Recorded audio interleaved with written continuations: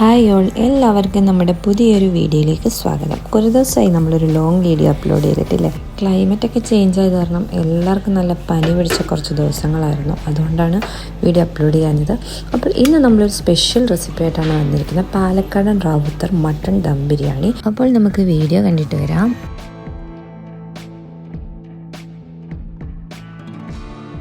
ഞാനിവിടെ mutton clean ചെയ്തെടുത്തിട്ടുണ്ട്. ഇത് 500 ഗ്രാം മട്ടണാണ്. മസാലകളെല്ലാം ചേർത്ത് നമുക്ക് ഈ മട്ടൺ ഒന്ന് മാരിനേറ്റ് ചെയ്യാം.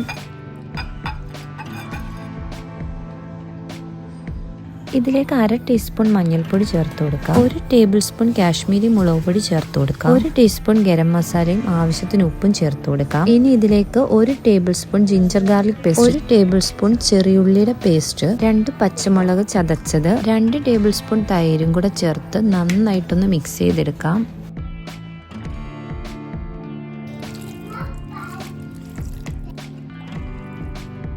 മിക്സ് ചെയ്തതിന് ശേഷം ആവശ്യത്തിന് വെള്ളവും ഒഴിച്ച് പ്രഷർ കുക്കറിൽ നമുക്ക് ലോ ഫ്ലെയിമിൽ ഒരു 4-5 വിസിൽ വരുന്നത് വരെ വേവിച്ചെടുക്കാം.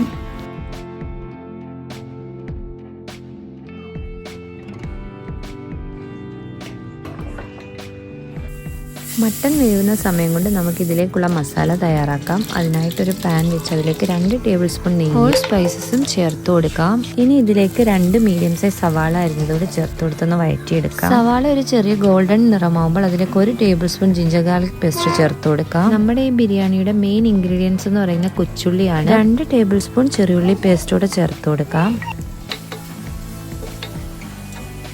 ഇനി ഇതിലേക്ക് 2 പച്ചമുളക് ചതച്ചതും 1 മീഡിയം സൈസ് തക്കാളിയുടെ പേസ്റ്റാണ് ഞാനിവിടെ ചേർത്ത് കൊടുക്കുന്നത്.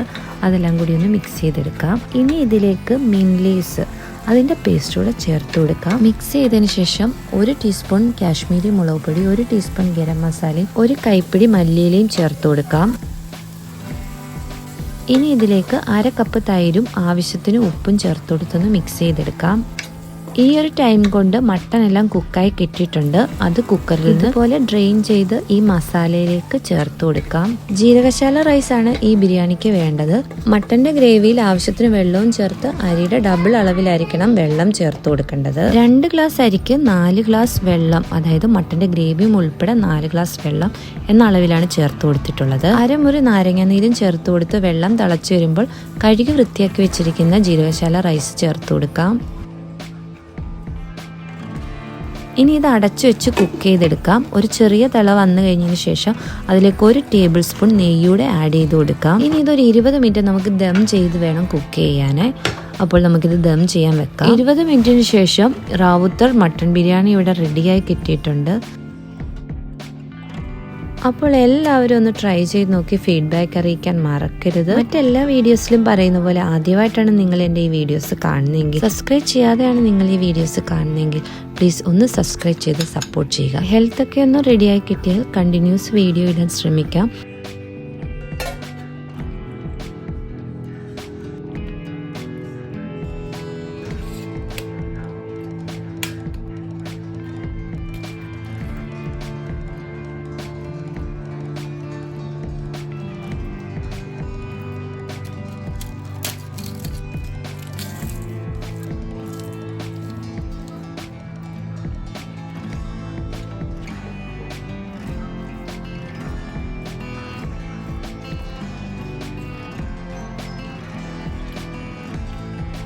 പുതിയൊരു വീഡിയോയുമായി കാണും വരേക്കും താങ്ക് യു ഫോർ വാച്ചിങ്.